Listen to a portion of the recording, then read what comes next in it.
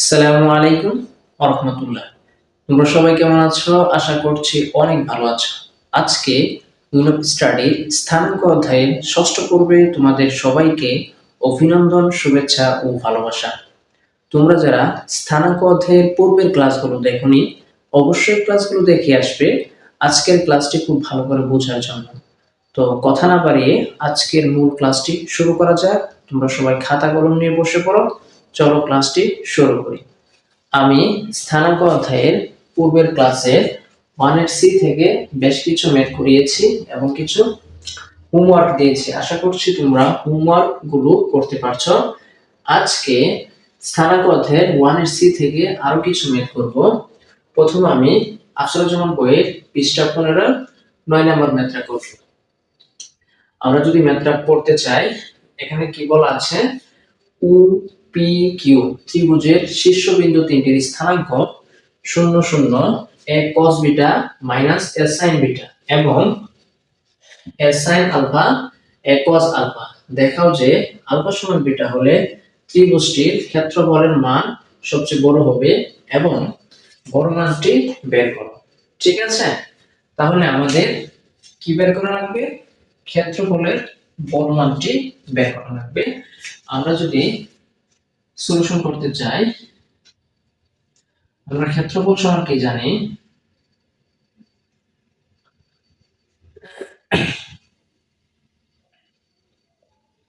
Half প্রথম বিন্দু 0 0, দ্বিতীয় বিন্দু হচ্ছে a cos বিটা মাইনাস এর a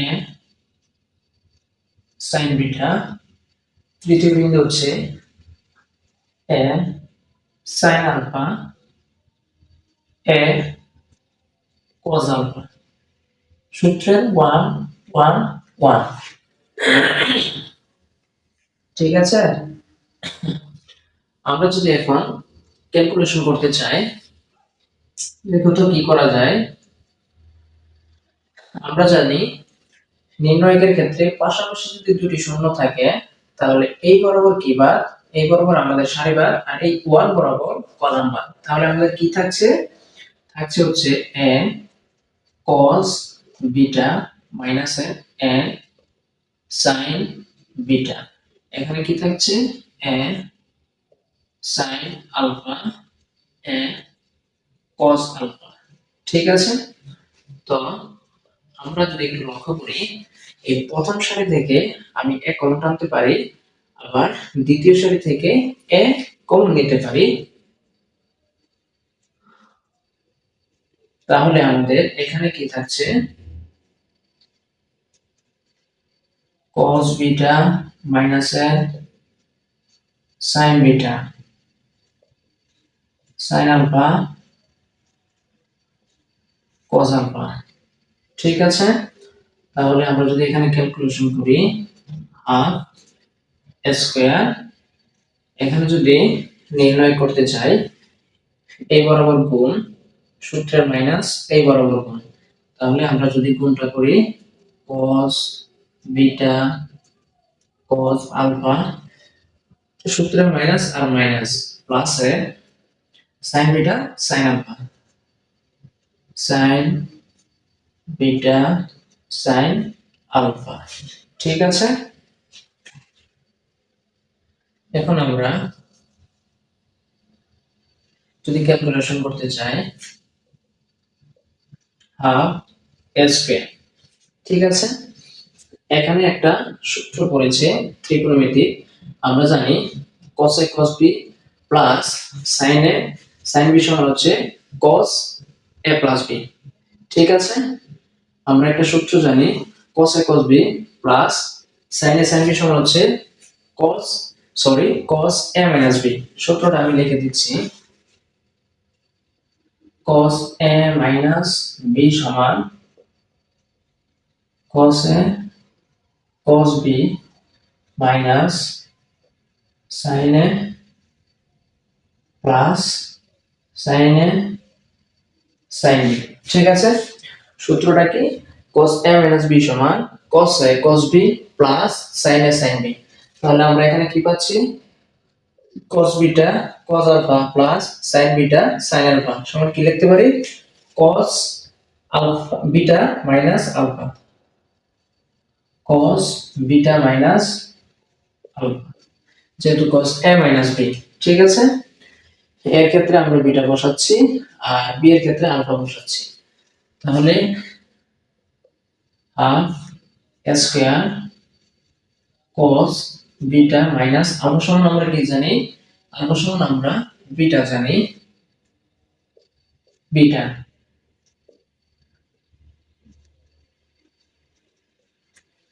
ঠিক আছে তাহলে এখানে যদি আমরা ক্যালকুলেশন করতে চাই হাফ স্কয়ার cos 0 আমরা জানি cos 0 এর মান প্লাস এর 1 ঠিক আছে cos এর সর্বোচ্চ মান হচ্ছে প্লাস 1 এবং সর্বনিম্ন মান হচ্ছে মাইনাস 1 ঠিক আছে যেহেতু আমাদের বলেছে সবচেয়ে বড় ক্ষেত্রফলের মান বের করার জন্য তাহলে cos এর সবচেয়ে বড় মানটা নেওয়া লাগবে যেহেতু cos 0 ডিগ্রির মান প্লাস 1 সেক্ষেত্রে আমরা এখানে যে ক্ষেত্রফলটা পাবো সেটা সবচেয়ে বড় ক্ষেত্রফলটা পাবো তাহলে কি পাচ্ছি হাফ স্কয়ার যেহেতু cos 0 ডিগ্রি সমান 1 ঠিক আছে তাহলে আমরা কি লিখে দিব এখানে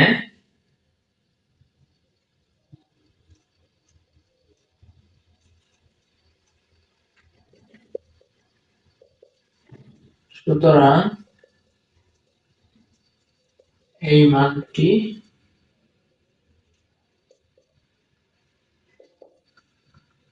সর্বোচ্চ ঠিক আছে আশা করছি তোমরা এই ম্যাথটা খুব ভালো করে বুঝতে পারছো ঠিক আছে এখন আমি আরো কিছু ম্যাথ করব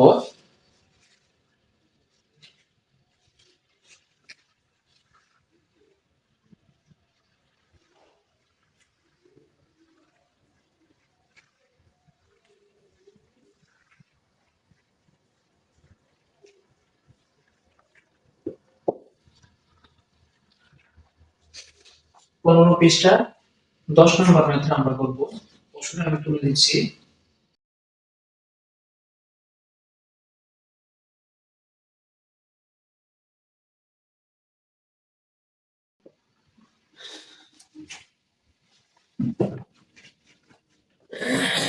আমরা প্রশ্নটা একবার পড়ব এখানে বলা আছে প্রমাণ করো যে p p-2 p+3 p এবং p+2 বিন্দুগুলি দ্বারা গঠিত ত্রিভুজের ক্ষেত্রফল p বর্জিত তার মানে p বর্জিত বোঝাচ্ছে আমরা যে ক্ষেত্রফলের মানটা পাবো সেখানে কোনো p থাকবে না ঠিক আছে তাহলে আমরা যদি সলভ করতে চাই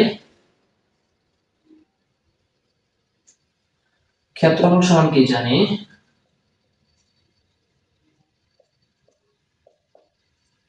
হাফ প্রথম বিন্দু p-2 দ্বিতীয় বিন্দু p+3 p তৃতীয় বিন্দু p+2 ঠিক আছে এখন হচ্ছে সূত্রে 1 1 1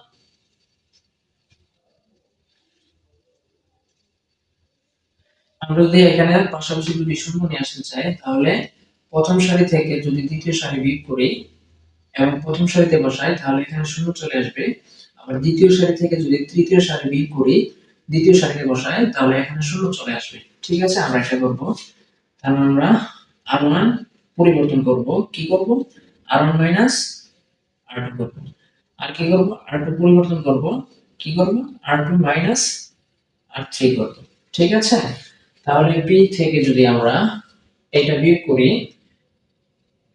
p মাইনাসের p মাইনাসের 3 থাকতেছে হচ্ছে -3 এটা থেকে যদি এটা বিয়োগ করি থাকতেছে -2 এটা থেকে এটা বিয়োগ করলে 0 এখন কথা হচ্ছে এটা থেকে যদি এটা বিয়োগ করি p+3 মাইনাসের p মাইনাসের 2 থাকতেছে হচ্ছে 1 ঠিক আছে এটা থেকে যদি এটা বিয়োগ করি p মাইনাস p মাইনাস 2 থাকতেছে এখানে 0 আর এখানে যা আছে তাই p+2 1 এখন আমরা যদি ক্যালকুলেশন করতে চাই, আমরা কি জানি, পাশাপাশি দুটি শূন্য আর একটি ওয়ান থাকে, এই বরাবর কলাম বাদ আর এই বরাবর সারি বাদ। ঠিক আছে, তাহলে কি থাকছে আমাদের এখানে -3 -2 1 -2। ঠিক আছে, এখন আমরা যদি ক্যালকুলেশন করি, এইভাবে গুণ, সূত্রে মাইনাস, এইভাবে গুণ। ঠিক আছে, তাহলে মাইনাস মাইনাসে প্লাসের 3 দুগুণে 6, হ্যাঁ সূত্রের মাইনাস মাইনাস মাইনাসে প্লাসের 2 কে 2, তাহলে কত পাচ্ছি হাফ, এখানে কত 8, তাহলে পাচ্ছি 4, আমরা পাচ্ছি কত 4। এখানে কোনো পি নেই, তাহলে আমরা বলতে পারি ক্ষেত্রফল পি বর্জিত। ঠিক আছে, দেখানো হলো, যেহেতু প্রমাণ চাইছে প্রুফ।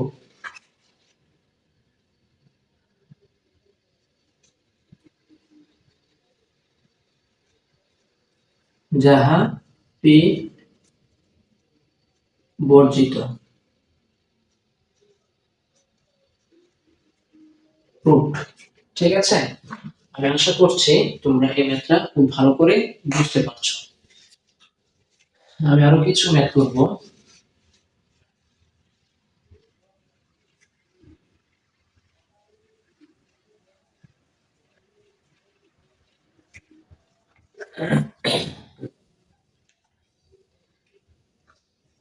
এখন আমরা 17 নম্বর ম্যাথটা করব। আমি ম্যাথটা প্রথমে তুলে দিচ্ছি।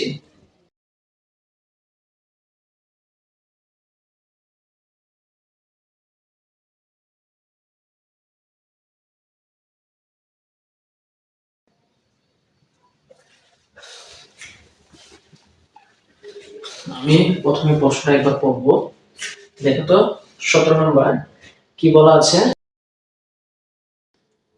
এখানে বলা আছে এবিসি ত্রিভুজে এবিসি শীর্ষ তিনটি স্থানাঙ্ক -1 2 2 3 ও 3 4 পি বিন্দুর স্থানাঙ্ক xy হলে দেখাও যে ত্রিভুজ পিএবি ভাগ ত্রিভুজ এবিসি সমান হচ্ছে x 3y 7 ভাগ 22। ঠিক আছে, তাহলে আমাদের এটা সলভ করা লাগবে।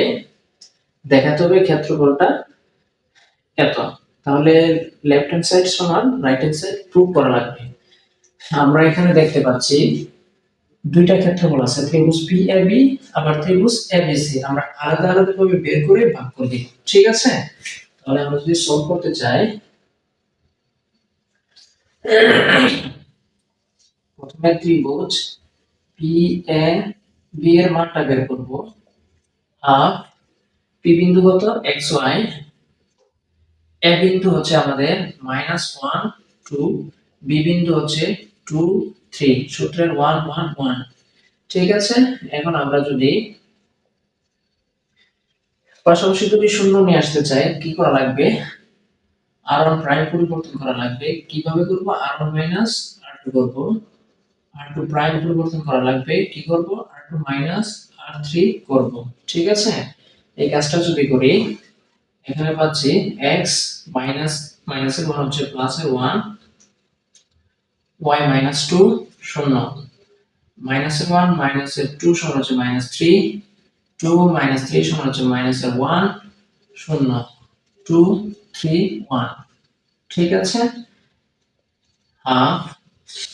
এখন আমরা এখানে কি পাচ্ছি, এই পাশাপাশি যেহেতু দুটি শূন্য পাচ্ছি আর একটি 1 পাচ্ছি, এই বরাবর কলাম ভাগ আর এই বরাবর সারি ভাগ, তাহলে আমাদের কি থাকছে x 1 y 2 -3 -1। ঠিক আছে, এখন যদি আমরা ক্যালকুলেশন করতে চাই, এইভাবে গুণ করব, সূত্রের মাইনাস এইভাবে গুণ করব। ঠিক আছে, তাহলে x দিয়ে যদি -1 এবং 1 দিয়ে যদি -1 কে গুণ করি, কত হচ্ছে মাইনাসের x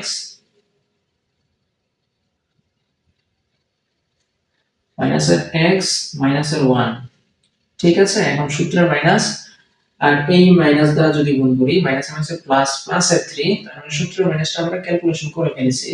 তাহলে এখন 3 দ্বারা গুণ করলে চলবে, প্লাসের 3y মাইনাসের 3 দুগুণে 6 6, কি পাচ্ছি হাফ, মাইনাসের এক্স প্লাসের 3y মাইনাসের 7। ঠিক আছে, এখন আরেকটা যদি আমরা ক্ষেত্রফল বের করি, ত্রিভুজ এ বি সি, তাহলে আমাদের এ বিন্দুটা কত, -1 2, বি বিন্দু কত 2 3, সি বিন্দু হচ্ছে আমাদের 3 4, সূত্রে 1 1 1। ঠিক আছে, এখানে যদি আমি পাশাপাশি দুটি শূন্য নিয়ে আসতে চাই, তাহলে আমাদের প্রথম সারি পরিবর্তন করা লাগবে। কি করতে পারি, r1 r2 করতে পারি। এখন দ্বিতীয় সারি পরিবর্তন করা লাগবে, কি করতে পারি, r2 r3 করতে পারি। ঠিক আছে, এই কাজটা যদি আমরা করি তাহলে কি পাচ্ছি, -3 -1 0, এখানে কি পাচ্ছি, এখানে পাচ্ছি হচ্ছে -1 3 + 4 7 0, 3 4 1, শেষের সারি ঠিক রাখছি। তাহলে আমরা কি করতে পারি, এই কলাম আর এই সারিটা বাদ দিতে পারি। তাহলে কি থাকছে, -3 -1, আর কি পাচ্ছি, -1 7। ঠিক আছে, এখন যদি এখানে ক্যালকুলেশন করি, মাইনাসের 3 7 21, মাইনাস মাইনাসে প্লাসে 1, আর সূত্রের মাইনাসে 1। ঠিক আছে, তাহলে কি পাচ্ছি, হাফ মাইনাসে 22। ঠিক আছে, এখন আমরা লেফট হ্যান্ড সাইড নিব। লেফট হ্যান্ড সাইড সমান ত্রিভুজ পি এ বি, ত্রিভুজ এ বি সি। তাহলে আমরা যদি মানটা বসাই, পি এর মান কত, half minus x plus 3y minus 7, half minus x plus 3y minus 7 ভাগ হচ্ছে এই ত্রিভুজের মান কত, হাফ মাইনাস 22। ঠিক আছে, এখন আমরা যদি এই হাফ হাফ কাটাকাটি করি, তাহলে কি থাকছে, থাকছে হচ্ছে আমাদের, এখান থেকে যদি আমি মাইনাস কমনটা নিই, x মাইনাস 3y প্লাস 7, আর নিচে থাকছে -22। ঠিক আছে, এই মাইনাস মাইনাস যদি আমি কাটাকাটি করি, এইটা এইটা, তাহলে কি পাচ্ছি, x 3y 7 ভাগ হচ্ছে 22। ঠিক আছে, এটা আমাদের রাইট হ্যান্ড সাইড। আমাদের কি চেয়েছে দেখা হচ্ছে, তাহলে শুড শুড। আশা করছি আমরা এই ম্যাথটা খুব ভালো করে বুঝতে পারছি। ঠিক আছে, এখন আমি আরো কিছু ম্যাথ করব।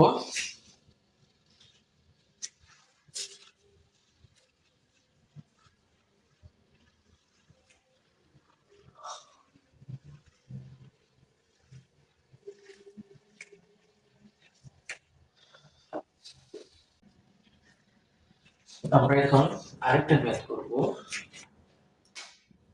18 নম্বর ম্যাথটা করব।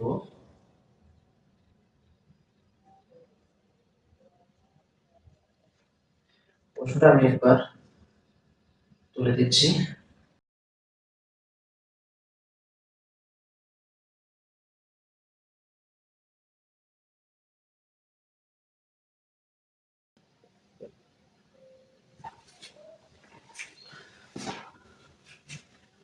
আমরা প্রশ্নটা একবার করব। ঠিক আছে, এখানে বলা আছে, যদি একটি ত্রিভুজে শীর্ষবিন্দুগুলি a xy, b 1 2 এবং c 2 1 হয় এবং তার ক্ষেত্রফল 6 বর্গ একক হয়, তবে দেখাও যে x plus y সমান 15।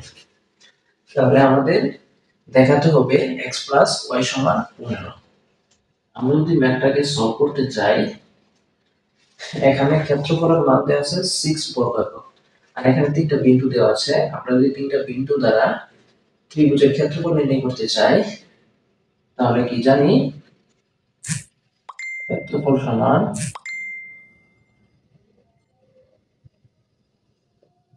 হাফ এক্স ওয়াই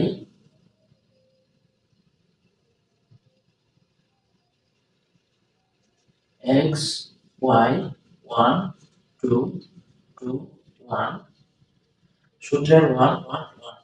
ঠিক আছে, এখন আমরা এখানে যদি ক্যালকুলেশন করতে চাই হাফ, এখানে আমরা যদি আর1টা পরিবর্তন করি কি করতে পারি, আর1 মাইনাস আর2 করতে পারি। কেন করলাম, এখানে যেন একটা শূন্য চলে আসে।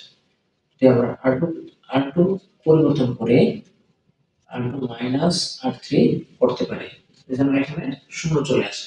ঠিক আছে, তাহলে আমরা দেখি এখানে কি পাচ্ছি, x 1, এখানে পাচ্ছি y 2, এখানে পাচ্ছি 0, এখানে পাচ্ছি -1, এখানে পাচ্ছি 1, এখানে পাচ্ছি 0, 2 1 1।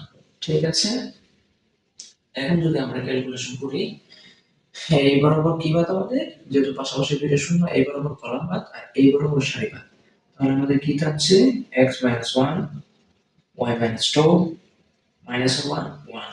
ঠিক আছে, তাহলে আমরা যদি গুণ করি, এইভাবে গুণ, সূত্র মাইনাস এইভাবে গুণ, তাহলে x -1 সূত্রের মাইনাস আর মাইনাসের 1 হচ্ছে প্লাসের 1, প্লাসের 1 দ্বারা গুণ করে দিলে চলবে, এখন প্লাস হয় -2।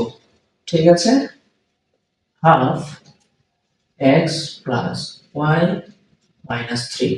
ঠিক আছে, এখন আমরা কি পেয়েছি, ক্ষেত্রফল পেয়েছি কার, এই তিনটি বিন্দু দ্বারা গঠিত ত্রিভুজের ক্ষেত্রফল। প্রশ্নে দেওয়া আছে ক্ষেত্রফল কত, 6 বর্গ একক। তাহলে প্রশ্ন মতে দিতে পারি এই ক্ষেত্রফল সমান 6 বর্গ একক। প্রশ্নের মধ্যে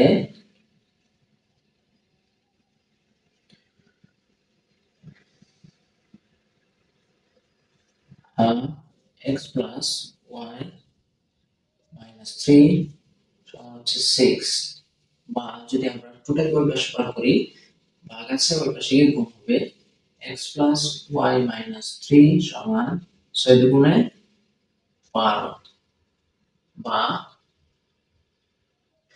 সুতরাং x প্লাস y 3 কে ওই পাশে বার করলে মাইনাস এটা গিয়ে প্লাস হবে, 12 আর 3 15। এটাই আমাদের চেয়েছে। ঠিক আছে, তাহলে আমরা এখানে লিখব শুরু। ঠিক আছে, আশা করছি আমরা এই ম্যাথটা খুব ভালো করে বুঝতে পারছি। ঠিক আছে, এখন আমরা আরেকটা ম্যাথ করব।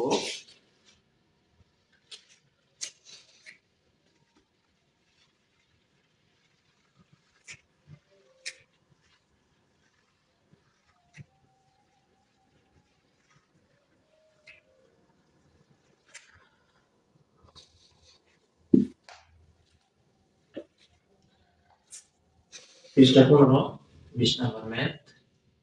এখানে বলা আছে একটি ত্রিভুজের শীর্ষবিন্দুর স্থানাঙ্ক at1 square 2at1 at2 square 2at2 এবং at3 স্কয়ার 2at3 যদি এর ভরকেন্দ্র x অক্ষের উপর অবস্থিত হয়, তাহলে দেখাও যে t1 plus t2 plus t3 সমান 0।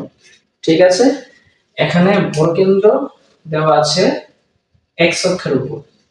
ঠিক আছে, তাহলে আমরা যদি সলভ করতে চাই ম্যাথটি, ভরকেন্দ্র সমান কত লিখতে পারবো,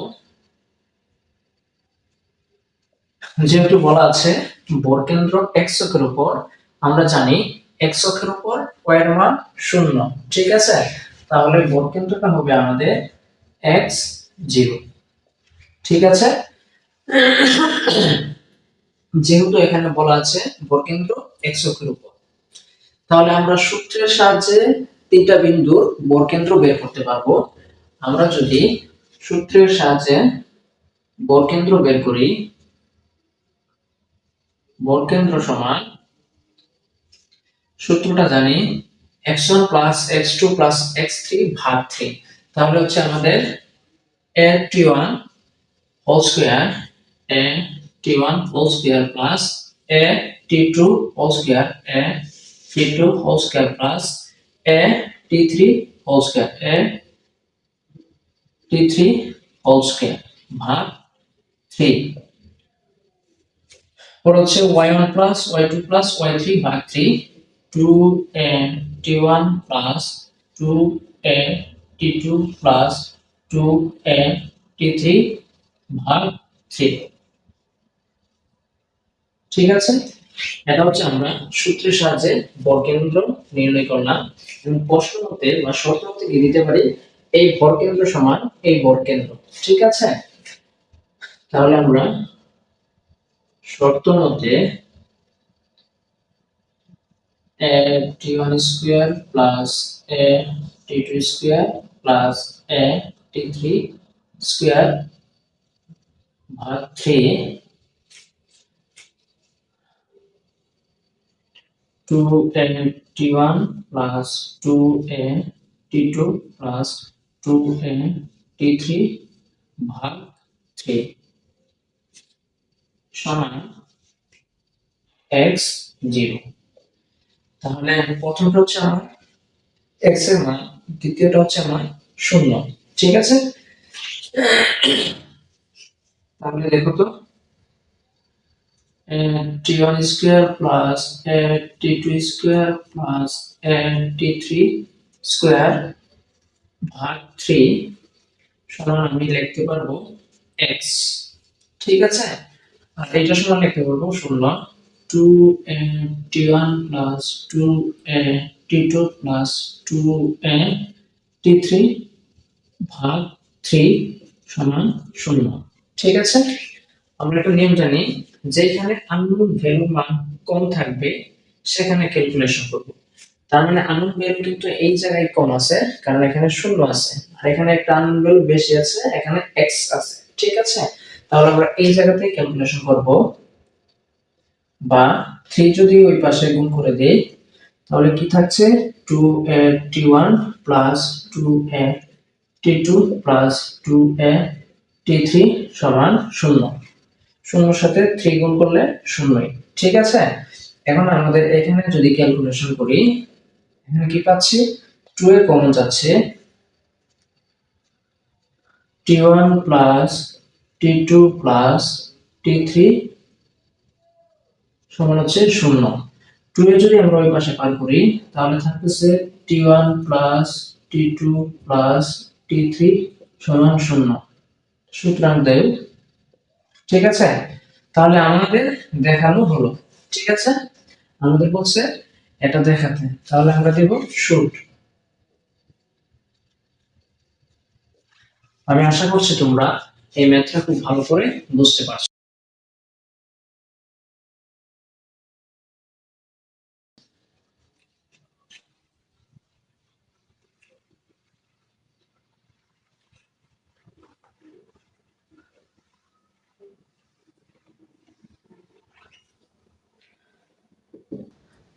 ঠিক আছে, আজকে এ পর্যন্তই।